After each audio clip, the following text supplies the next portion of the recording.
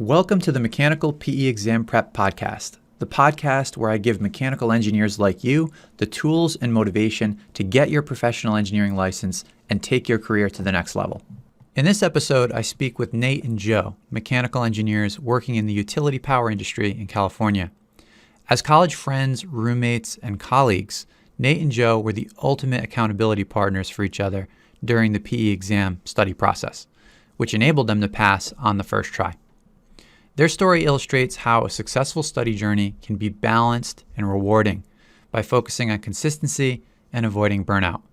I know you're going to be excited to get started after listening to my conversation with Nate and Joe. So where I'd love to start out, guys, is just a bit about your background. Maybe start with school and rolling into what you guys are working on now. For sure. Well, Nate and I actually met in college at Cal Poly San Luis Obispo.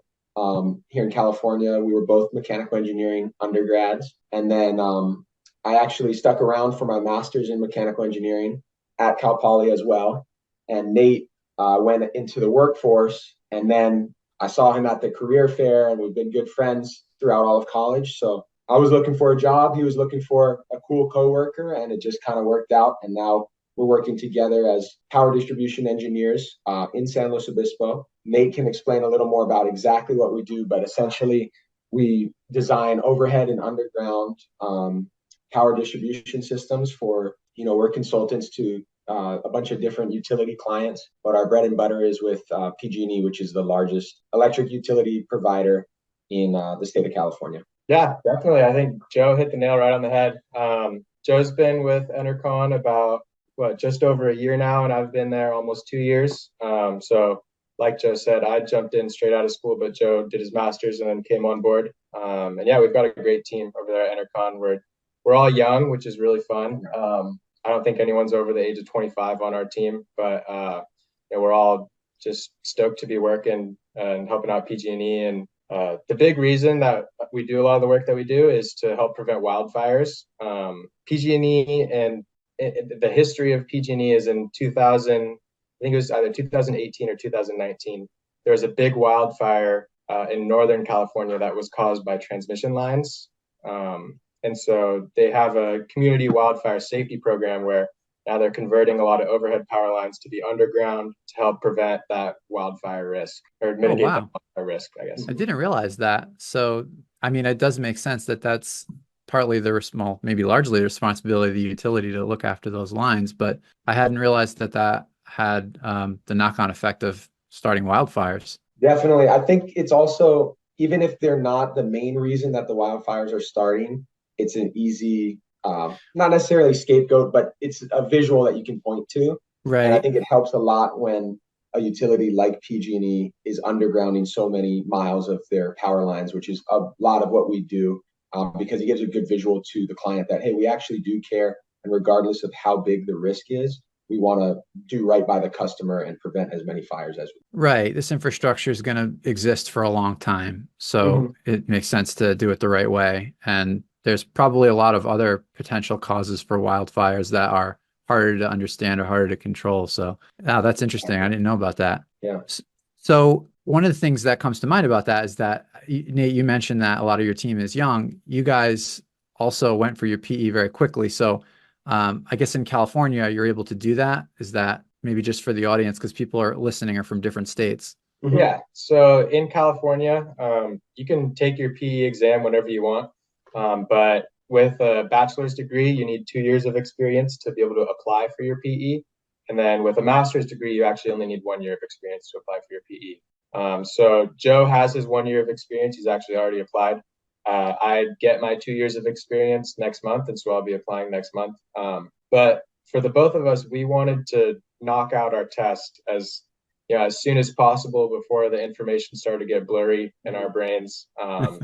We wanted to get that out of the way so that, when it was time for us to apply, we could just click the submit button and be ready to go. Try to, limit how long it takes that wait time to get our PEs. Yeah, absolutely. Yeah. Yeah, that's super smart. I think for anyone that's in a state that allows you to take your test sooner than what it was for me in New York, which was 5 years. And I think those are still the rules in New York. I know New Jersey, Texas, and there's a bunch of others now where you can take it anytime. It sounds like California's kind of in between where you have to have some experience and it kind of depends. But yeah, 1, 2 years out is still a heck of a lot better than 5 and there's a lot of folks that are maybe they have the intention of doing it at 5, but then 5 becomes 7, becomes 10, and it really does get hard. So I think you guys were really smart to get it done early. Absolutely. Hey, Dan, I wanted to mention as well for the audience, if you work for a company like Enercon that we do, where we have clients all over the nation, Nate and I, since working here, have worked on jobs in Alabama, Ohio, the Carolinas, Florida, and California. And even though we live here and we work in California for most of our jobs, we have a friend actually who did your program before we did, Franz, and he was living and working in New York on mostly New York projects, but still was able to apply for his California PE because he was working for a company where there was some California experience. So to the audience, even if you're in a place where you really need to, it's like an extended program like it is in New York where you need those 5 years to get your license, you can still apply as an out-of-state applicant to California for your PE. So that might be an opportunity to get a license, even though it's not in the state that you desire, and then do a comedy application to your home state when you hit that experience requirement. I know I'm from Hawaii, and Hawaii is similar to New York, where you have to have 4 years. And I plan to, eventually move home to Hawaii, but it'll be a lot easier to do a comedy application than it will be to, apply right off the bat for my first time to Hawaii. So right. Once you have that license in any state, it's just paperwork and money to get it somewhere else exactly because you're already licensed. Yeah. Yeah. Awesome. So tell me about some of the preconceived notions that you guys may have had about the exam, the application, the process of getting a PE before you started. Because obviously you guys were working together and at some point you started kicking this around. Maybe one of you brought it up first. What were some of the thoughts going through your mind? Yeah, definitely. I think with the work that we do in distribution, a lot of our like pull load calculations where you have to have like loading analysis of the overhead distribution pulls. A lot of those require an engineer of record PE stamp when you're submitting it to the utility. So for me personally, I saw that, the people above me in the line of command had their PEs. And it kind of just seemed like the right step to take to, be able to further my career and move into that next level in leadership and, engineering design. And so upon starting with Enercon, I kind of knew right away that I wanted to get my PE eventually. But I think really once Joe came on, he was the person that was like, hey, like actually let's do this. Let's get it dialed. Like let's, put our money where our mouth is and let's get to work and get after it. And so I think for me personally, preconceived notions, like I knew it was going to be really hard. But having, somebody there doing it with me as an accountability partner made it a lot easier to get through. I would say for me, actually, my preconceived notion was that it would be a lot easier than it actually was. Oh, really? Yeah, Interesting. I think the reason why is because when we were in school, Nate and I, and we had kind of a bunch of buddies who all took the FE exam when we were seniors in college. And to be honest, that was, pretty mellow for me. What me and most of my buddies did was just kind of got the practice exam that you can buy from NCEES and just did all of those problems for the FE and didn't really do any studying outside of that. And I think still being in school, we're seeing all this, we're thinking in that frame of mind, that like educational frame of mind that the test is really geared towards. And then having done the problems, it was a lot, it wasn't that hard for me. And I was kind of thinking the PE would be more of the same. And I mean, obviously I was wrong. There's a lot more to it and it was much more challenging, but I'd also say a lot more rewarding. I also thought kind of a preconceived notion was that it would be a little shorter. It wouldn't take as long as it did. But it really, I mean, we can talk about this more later down the podcast as well, but I think Nate and I would agree that it was a very rewarding experience. And that's something that I think Nate was saying he wasn't expecting. Absolutely, was that he just thought it'd be kind of a pain in the butt and just something, try to get that box checked. But we actually really ended up enjoying it and felt like we grew as engineers throughout the process. Yeah, to build off what Joe said, I had this feeling that I was not going to enjoy studying for the PE. It'd be a drag every day. Like, okay, I gotta, put my head to work and be grinding, working towards something that I know I wanted to get, but the journey to get there wouldn't be the most enjoyable. But there were a lot of evenings where Joe and I are also roommates. So we're roommates, we're coworkers, spent a lot of time together. So there are a lot of evenings where, I'd be in my room, Joe would be in his room, and, we'd be studying and I get a problem right. And I'd be like, whoa, like that was awesome. Like I didn't think I was going to get that right, but, I was really stoked that I could see my growth and see my learning through the process and through the couple months that we were studying. And I found a lot of fulfillment and a lot of, I don't want to go as far to say enjoyment, but I felt a lot of reward from that, where I felt like I had earned it and I'd been working really hard. And it ended up not being a drag. Like there were some nights where I was like kind of excited to kind of be growing and building towards that end goal of passing the PE. And that was definitely a preconceived notion that I did not think that I would be experiencing, was actually enjoying the learning process and the studying that took place. Wow, that's so cool. Just one last thing on that topic. I think for Nate and I, when you're in school, for anyone who's doing an engineering program, it's heavily technical while you're in college. And then I know for a lot of people that we went to school with who are now, in the industry as engineers, some of our work is not necessarily what we would consider real engineering all the time, Of course. And so when we got this opportunity to study and attempt to go for the test for the PE, we felt like we were real engineers again, And so, I mean, not to say that our work isn't rewarding or that we love it, but there are times where it's fun to get that injection of a little more technical problems that we don't really get to see on a day-to-day basis as distribution engineers. Absolutely, yeah. Whereas with us, a lot of the work that we do is electrical distribution, and it was cool, like going back to the roots of some of the mechanical stuff that we enjoyed in school. For sure. Yeah. Oh, that's so great. Especially what you said about like just being surprised. Like usually the process doesn't delight people to the upside like that. But it really has the possibility of doing that. And I kind of like how you set your expectations low. You probably thought, this, like you said, it's going to be a drag. This is going to be challenging, and it is challenging, but it's the word you used is rewarding. And I think that's the right word. It's not fun like playing a game, but it's like solving a puzzle, and it kind of makes you scratch your head and you fight your way through. And then it's satisfying when you do. And and so, I mean, don't get me wrong, there were definitely nights where Joe and I would be like, dude, I'm over this. Like, this is brutal. But at the same time, there's always the next day, and that next day we'd come back and kind of persevere through the struggles, I guess. Yeah. So obviously you had each other to lean on. How did you come up with your plans in terms of how you were going to spend your time? Once it kind of came to that moment where you guys talked and Joe said, let's really do this. How did you get into action? Well, to be honest, we kind of were a little slow on the come up.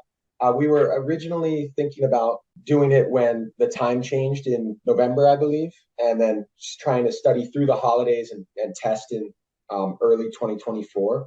But for me, like I was saying, I thought it was going to be just kind of do a few practice problems and you're good to go. But when I started talking to my buddy Franz, who was in the study program while we were kind of in the early stages of figuring out what we were going to do, he was explaining to me, hey, dude, this is a little more serious than the FE, and there's a lot more that goes into this. You really want to, if you can, have a regimented program, or at least have some sort of, exactly what you have, Dan, which is like a bit of like an online portal that it's really scheduled to follow. Exactly, a schedule to follow, and you have it laid out excellently for anybody who wants to get this done. And then also talking with our boss at our company and other senior engineers at ENROLL who had their PEs, we heard from multiple people actually that they had attempted to study on their own and failed the test, and then went back with a program like yours and passed it. And so we decided, what, we don't want to mess around, waste 4 months, and then potentially fail. Like, we want to do this one time and then just be done with it. And so that's when we started looking into programs. And of course, there's the big players that, you look up PE prep and some company comes up that it, seems it has the, I don't know, the biggest sponsorship or whatever. Yeah, whatever. But you came highly recommended to us from our buddy Franz, who we went to school with. And then what was the kicker, or what really sold us, was when he took the test and passed, and he had studied for whatever 3.5 months, and that's all the proof we needed right there. So we were like, yeah, we're down, we'll sign up. And then we looked at your program and talked more with our buddy about what it entailed, and it was exactly what we were looking for. We didn't really have the time or the desire to be in some of those other programs that are like a classroom setting where you have to show up either in person or virtually for several hours a week at scheduled times to learn review material and then go do practice problems on your own. We kind of felt like we could do the review and the practice problems if there was, videos that we could lean on. And that's why we felt that your program was perfect for us. And then obviously, as the results show, it was. Yeah. And I want to point out too, just Franz did the HVAC program, which is what I'm most known for, but you guys did the thermal and fluid system bundle. And I created that a couple of years later. And in a sense, because it's not the exam I took, I was a little worried about being able to kind of get it right and be as strong in my opinions about what types of problems were going to be right down the middle that you really needed to focus on.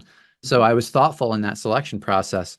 But in a way, I think I was better at putting everything together. Like, it's cleaner and crisper. There's less errors. I had kind of a methodology for correcting errors when I did that. So I'm sure you found a few, but for the most part, it's a pretty tight program. And HVAC was cobbled together. It's still orderly, but it's had to have been reworked a couple of times to get it to the state it's in. So the fact that Franz got great results was a delight for me to hear that. But for you guys to go through TFS and just have kind of a clean experience from start to finish is just really good to know. Was there anything that surprised you once you got into it? It sounds like you were kind of open to just not spending your time figuring out how to study, but just submitting to this thing and hoping that it goes in an orderly manner. Once you got into it, did it go okay? Was it anything that stood out? I think that personally, I know we had spoken with you pretty early on in the program, where at the start of it, it was like the review material. It kind of felt like a lot of it was more geared towards the HVAC side of things and a little bit less on the TFS.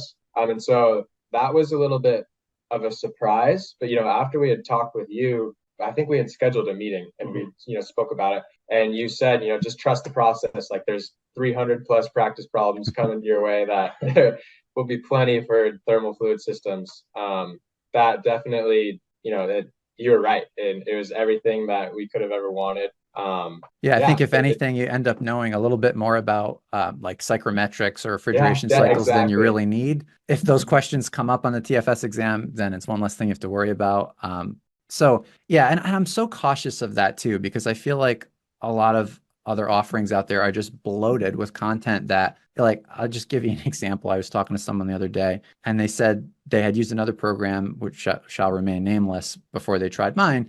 And they like video 1, quadratic formula. This is for the PE exam. And it's just like, technically, do you need to know the quadratic formula? Maybe there's going to be an algebra problem that you need to solve that has that, but you'll figure that out in the context of solving that problem. To sit there and start with that, you're so far away from getting into the meat of things. It's a distraction and you have limited time and limited attention. So we got to get to the good stuff and let the details sort themselves out as we go along. I'm a firm believer in that. Definitely. And I think something else, Dan, going off of that surprised me a little was, I had only been out of school for maybe 8 months by the time we had started studying again. Nate had been out for, add a year onto that. But I think for both of us, it really just came back pretty quickly. I think it was excellent to do those review videos first, just to see the kind of verbiage that we remembered from back in college. And just kind of get that out of the way. And then once we started with the problems in earnest, the videos that you provide walking through like the solution process, I would go as far as to say most engineers who've gotten their degree and are still working as engineers, you'll be able to follow that, even if it's been much longer than a year or two out of school, because that surprised me where all this little technical nitty gritty stuff came back pretty easily. It just, you kind of had to force yourself through those first 5 or 6 problems in a specific topic. And then you kind of got the hang of it. And it really is, the PE is really procedural. When you look at a problem, it's like, okay, how can I categorize this into these different, topics that I need to know? And then there's a couple different step-by-step processes that are pretty much laid out for most of the problems. So it's really just about developing those pathways in your mind. And I think that came back a lot quicker than I was expecting. That's what surprised me. Yeah, definitely. I think the biggest thing with the PE is problem recognition and being able to look at a problem and say, okay, I see these keywords, I'm given this data, I know where to go to this to get to where I need to be. And it was probably the hardest thing to learn, just because you need to have the familiarity and need to put the time to see all the different types of problems to be able to piece those things together. Yeah. But when you have 300 plus problems, you get that experience. And so by the time that we actually walked in and took the PE, dang near every problem that was on that exam, we had seen something similar to it where, we had a background and we could, piece it together from there to be able to come to an answer. That's awesome. I have to tip my cap to you guys, because I feel like a broken record sometimes talking about exactly what you both said, which is categorizing problems, getting exposure to a wide variety of different problems, and then learning the solution roadmaps for those problem types. It's not to say you're going to get 100% coverage, but if you can get 70, 80% coverage or better, then you can put those ideas together. And that's what engineers have to do. You have to take bits and pieces. You're not going to know everything. You're going to have to make some assumptions, but the more background experience you have, the better problem solver you'll be. So what was the hardest part? Would you say, you mentioned that there were some nights where it was just not as easy as others. Yeah, I would say, you want to go? Go for it. I would say the hardest part, and I felt this way when I was studying for the FE by myself, is just the consistency.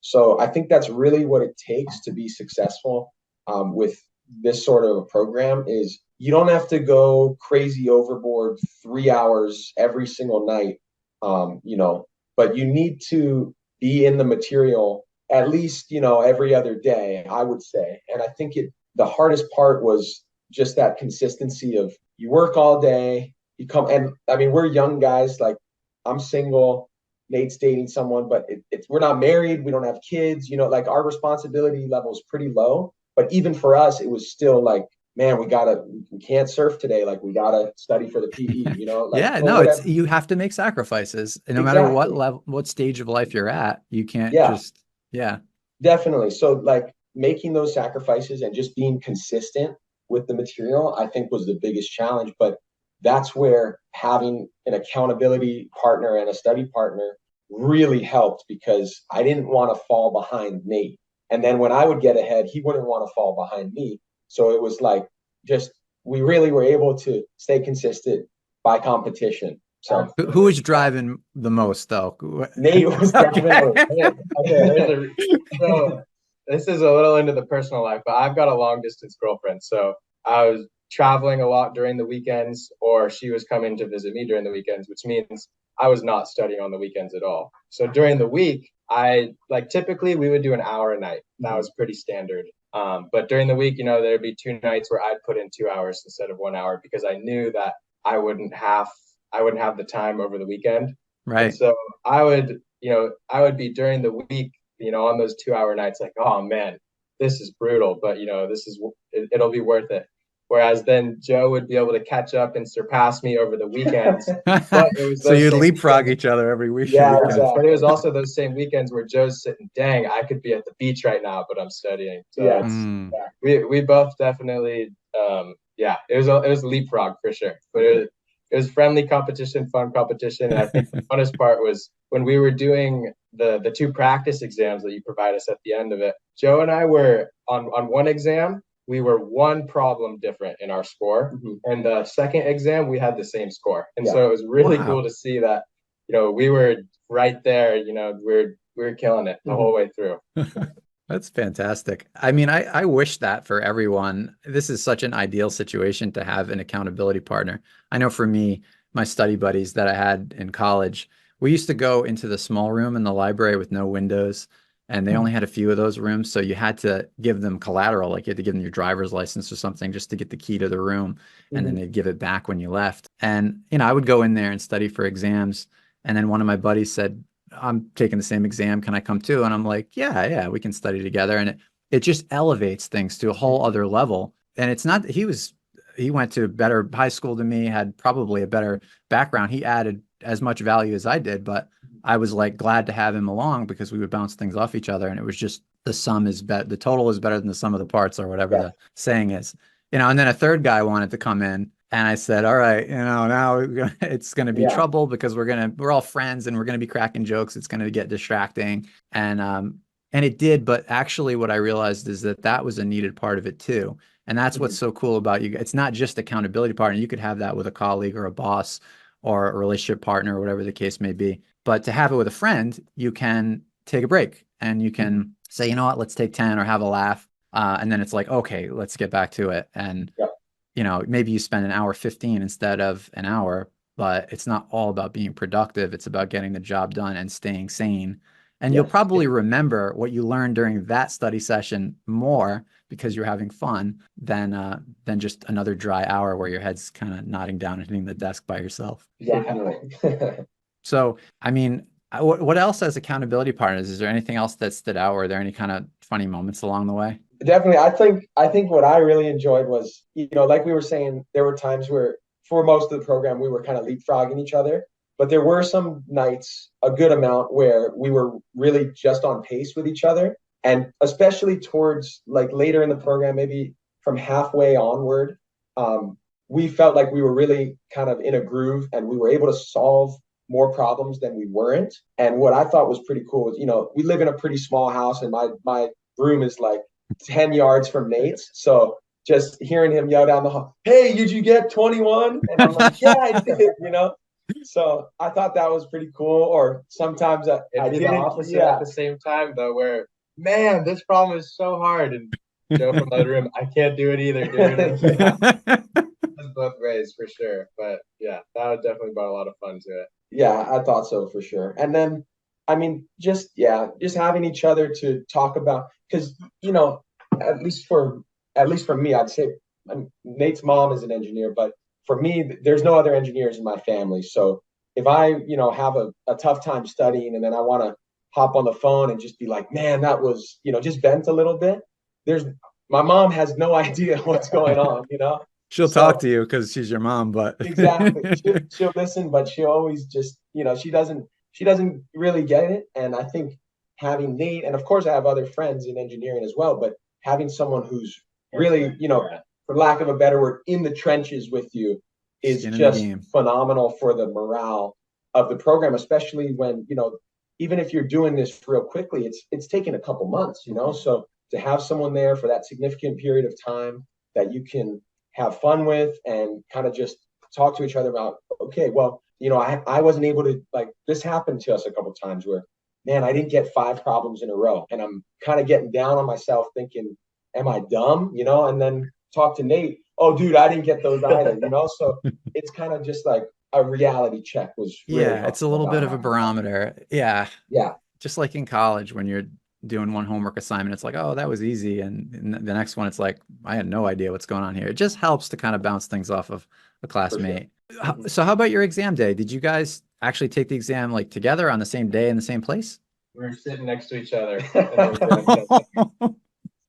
Obviously, they had the booth set up and everything, Right, but right. It's not like we you were were right sharing next to each notes, other. but so I know you can't say too much, but did you get the sense that you guys had like the same exam or different exams? You can't say anything specific Hmm. about problems, but Yeah. What did we say? I think, we were kind of got the idea that most of the problems were the same or at least very similar with maybe different values. Mhm. But there was definitely some parts that we felt like, we had different problems with. So I don't know it's been a little while now, but Yeah. maybe 15 or 20% felt different. What do you think? Yeah, I feel like a lot of the same like backgrounds for the problems were the same. Like we had like a dance floor problem or something. but the actual things that they were asking us were different Yeah, within the that's true. problem. So I don't think it was the same, but I think, there's only so many forks in the road that you can have with a problem. Right. But I think that, I don't know, I feel like I don't want to put a number to it, but I feel like there were similarities, but there were also a lot of differences. Yeah, definitely. But I think the overall challenge level was the same. Yeah, and I would say at the end of the day, we still had similar problems, like you said, where the situation is the same, and then they want you to deviate one way or the other. Or I mean, overall, from our experience afterwards, I feel like there was the same emphasis on the same buckets of problems: thermodynamics, fluid mechanics, whatever. There was just kind of differences in maybe the specifics. Yeah. And how did you guys feel? I want to hear from each of you. Like, how did you feel during the exam on the day and walking out before you spoke to each other? And then if there was a conversation after, did that make you feel better or worse? Yeah. I think during the exam, my thought was like, okay, this is hard, but like, I got this. Like, this is, a lot of the problems that I saw, I was able to pretty immediately like think, okay, this is the route that I need to take to get to, the end of the problem. And I would get caught up all the time, don't get me wrong. But I felt like during the exam, I was confident that I had put in the work, I'd put in the hours, the months of studying, and that it was paying off for sure. And I think for both of us, when we're sitting there at lunch in between sections, we were asked like, how do you feel? Like, you think we're doing good? And I think both of us were resounding, yeah, like this is hard. It's very challenging, but I think we're going to pass. And that was kind of how I felt when I walked out at the end of it too, was, hey, that was really hard. Like, that was 8 hours straight of, draining. Yeah. But I'm glad I don't have to do it again. Yeah. Right. Yeah. I would say I felt the same way. I would definitely say starting off the test, but this is kind of how I feel with any test. You're staring down a tall task. You're there, and in the first 5 minutes, you're like, geez, this seems like insurmountable. But that was really what I'm so thankful for about this program, and the commitment that Nate and I put into really being truthful with following the program, is that when we got there and started doing the test, at least for me, I was really glad that the hardest part was just being there for 8 hours straight in this little tiny dungeon. I felt like I was prepared, just like how Nate said. Obviously, the test is hard for anyone who takes it. Otherwise, it wouldn't be worth doing. But it was definitely, I felt like we were prepared, and I was certainly felt confident going into lunch and then finishing up the test. I was like, yeah, I mean, I remember the conversation Nate and I had. We drove down there together. The testing center is half an hour away. We really did everything together throughout this whole process. And I know at lunch and then after the test, we were like, yeah, dude, I'm pretty sure we did it. We passed. Like, it felt really good to walk out of there knowing like, yeah, I'm not going to have to be back here, So Right. That's how we felt. And then we went to Chick-fil-A and just feasted on some sandwiches and milkshakes. So there was at no time after the test, obviously you're looking forward to getting your results. But we were never, dreading getting the results. I think we felt from the completion of the test that we were in the money, and it turned out to be so. That's fantastic. That's what I want for everyone, is to respect it like you guys do and understand that this is going to be hard. And even if it isn't hard technically, although that's not true, it's still hard to show up and sit somewhere and think for 8 hours. It's like if you take a grandmaster chess player and have them play someone that's a couple hundred points lower, they're going to have a huge advantage and they're probably going to win. But it's not like they can just close their eyes and not pay attention. They've got to sit there and think. And that's what you're being asked to do, is to prove what you know, the work that you've done over the last several months. And this is your one chance to do it. You can get another chance, but you got to wait a long time, and you don't want to go through that again. So yeah, no way. Yeah, no, you guys did it the right way. And I really want to acknowledge you again for just answering the call and understanding what the task requires and then putting in the work. It's great to hear. So yeah, I mean, we want to thank you for laying down the roadmap for us. All we had to do was sit down and think, and everything was provided to us to give us everything we needed to succeed. So Absolutely. Thank you. So what's next for you guys? What does this mean? What's the implications of being a professional engineer now, either immediately or in the future? Does this open any doors? Yeah, I mean, for us, it immediately opens doors at Entercon. I mean, and that's at our immediate company. I know for Nate and I, so now we're just waiting on basically the California board to approve our applications. Mine has been in there and there's a backlog, so it's going to take a little while. But as soon as we receive our licensure, our company will give us a bonus. We'll have an immediate pay raise. We're eligible for a promotion come performance review time. And, working in the utility industry, a PE carries a lot of weight as far as professional respect goes. And it also helps our company to pursue more work. I know that when we were starting, our company, Enercon, has only been working with PG&E for a couple years now. But when we started working out here, it was critical that we had several California PEs on staff. And so being able to, once we get our California PE, and then in a couple of years when we're eligible for states with longer experience requirements, just being able to get a PE wherever we need to really opens up a lot of doors for us at a nationwide consulting firm. And I would also say outside of Enercon, I think there's a lot of opportunity if Nate and I were ever to want to go work somewhere else in either a different part of, a different subsector of the industry, or even for a competitor or whatnot. It commands obviously a higher salary right off the bat.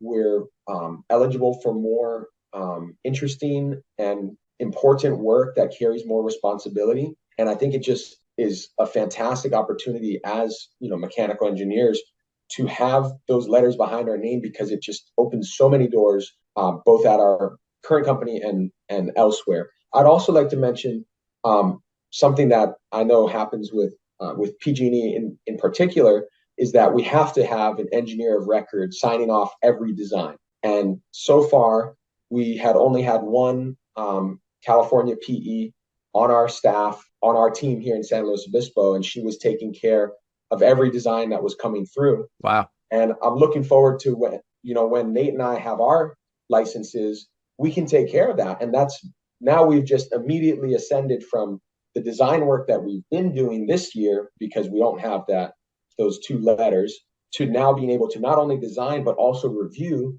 and be the engineer of record for those jobs. So yeah, I think I'm thrilled about the opportunities that will be coming down the pipeline, both at Enercon and then if, we ever wanted to make a move somewhere else. Yeah, definitely. I think as Joe mentioned, short term, we're immediately able to make an impact with our team at Enercon when we're signing off drawings to submit them to the utility, whether that's PG&E or if we have any other clients that we're working with. And I think long term, just, if, God forbid, I wasn't working at Enercon anymore and I wanted to go somewhere else, and now I'm competing with somebody for a job, that's something that's important as, to sell yourself is, hey, I've put in the work to become a PE. Like, that there's a level of respect that comes with that I think is really important. Yeah, I think it was just something that both of us knew that we wanted to take care of. It would be the best decision for each of our careers moving forward. Obviously, I don't think Joe and I will be on the same path, together, holding hands for the entirety of our careers. But we got to have a reunion podcast in like 5 years from now, if you're still working together, and then 10 years, like at some point it's got to diverge. But but I mean, whatever routes that we go, having a PE is something that both of us will be able to utilize in our futures. And yeah, just really, I'm honestly, I'm not afraid to say I'm super proud of both of us of taking it head on and putting the work into hopefully, I mean, we don't have it yet. We passed the test, but we don't have our licenses yet, but hopefully to get our professional engineer license. I'd also like to mention, Dan, that something else I just thought of at Enercon in particular, Nate and I work in the power delivery division of our company, but Enercon is most heavily involved in nuclear power across the nation. And we have a couple other smaller divisions as well, a federal group. And I know that with a PE, now we have the opportunity to not only work in our division, but when they need, when the nuclear division or the data centers division needs, solid engineers that they can count on, we're going to be the first people that they're looking for because we're professional engineers, or we will be professional engineers, Lord willing. So I think that opens up even more doors immediately in the company where you're getting opportunities to work in places that you wouldn't be recognized for previously, because now you've proven that, hey, you're willing to do something that takes commitment and is hard to do. We could use that kind of skill set on our job, Yeah, that's cool that there's a nuclear engineering arm to the company as well. That would be, I don't know as much about that as I would like to. It's an area I'm definitely interested in learning more about. I think nuclear power kind of got a bad rap however many decades ago as being unsafe because of a few incidents that are very well known, and actually has the potential to be incredibly reliable baseload power for a large number of people, and potentially can be done quite safely, but it's just like taboo in our culture. So that's super unfortunate. And yeah, it's something I want to learn more about technically so that I'm not just kind of spouting what I've heard, and can have my own conviction about it. Mm-hmm. For sure. So I'm really proud of you guys too, and I'm excited for you. I think you both have an incredibly bright future, and I'm excited to keep in touch as you continue on your journeys. Do you have any last bits of advice that you would want to give to someone who wants to follow in your footsteps? Yeah, I think my biggest piece of advice would be to help with burnout. Don't overdo it. Don't try to convince yourself that you're going to study for 3 hours a night every night, or that even 2 hours a night every night. That's tough to follow. Mm-hmm. Joe and I had a pretty regimented schedule where we would walk into work in the morning, and before we got started on anything with work, we'd do a couple problems. And by doing that, along with our studying at night, we would reach about an hour a day, maybe a little bit over, a little bit under, but just it wouldn't be burning us out where, you're sitting at your computer at night after a long day. I think that was the most important thing for us in being able to have like consistent and long-standing results. Because, the 3.5 or 4 months that we studied for, that's a long time. That's a significant amount of time. And so being able to have a program that you can consistently follow, and that you're not setting the bar too high for yourself, I think is really important if you're going to be going forward and taking this class and moving forward with it. Mm-hmm. I love that tip, especially the part about doing a couple problems in the morning. I think you get a win early in the day, creates momentum, and then you don't feel so much pressure at night that you have to continue. Although you want to continue and do a bit more, and you usually do. And, if it ever doesn't work out because you're really tired, then it's okay. You missed one, but you pick it right back up tomorrow. Yeah. And even then, if you did a little bit of work in the morning, and then say that night your favorite football team is playing or something, it's not the end of the world if you want to go watch football, because you already put in a little bit of work that day. Exactly. Yeah, you have to negotiate with yourself like you would if it was another person, and not just keep cracking the whip and saying, 3 hours today, 3 hours tomorrow, 3 hours the next day. It's like, that's going to break down. That's not going to last. Absolutely. Yeah. And it doesn't need to be like that. No. How about you, Joe? I would say I think that's a great point from Nate, and that really helped us in our success. I would reiterate what I said earlier, which is just a consistency. And I guess I'm kind of just parroting Nate, but just not doing too much, but being consistent about it. And I would say for me, I can only speak about what worked for us, but having an accountability partner, I understand that not everyone is going to have a roommate and a coworker built in that they can do it with. But, having someone, I know at our company right now, we actually have some people who are getting ready. They're gearing up to do their PE prep. And obviously we've recommended your program. And for them, we've told them the same thing, because we get asked these same kind of questions. And we say, if you can find someone that can help you along, and maybe I know it's tough, maybe you can't find another mechanical engineer, but if we're working at these engineering companies that have electrical or civil, there's someone that is, hey, did you study yesterday? Like having someone to help you along the way, and that's kind of in it with you, really has a huge benefit. And then I would also say, how you were mentioning negotiating with yourself. There were some nights where Nate and I, we're surfers, and if the surf was good, really good, we'd be like, that's it, dude. Are you good to call it tonight? Yes, let's go. And we'd go hop in the water for a little. And just not being like so regimented that you're not going to be able to live your life while you're doing this program. Because I think, the longevity is what really is the hardest part about it is you have to be consistent for 3 or upwards of 3 months before you take the exam. And so the only way you're going to be able to do that is if you're still having fun in other parts of your life. And then for us, I mean, like we said, we were having fun in the program itself. So I think that's the best. I know I kind of rambled there a little, but No, that's the best I could say. that's awesome. That's really good advice, guys. And I think anyone listening is hopefully feeling inspired and a little bit excited. If you're on the fence and you're kind of like, I don't know, maybe someday, and you're listening to this, I think, I don't know, I'm getting shivers over here. I'm ready to go solve some problems or something.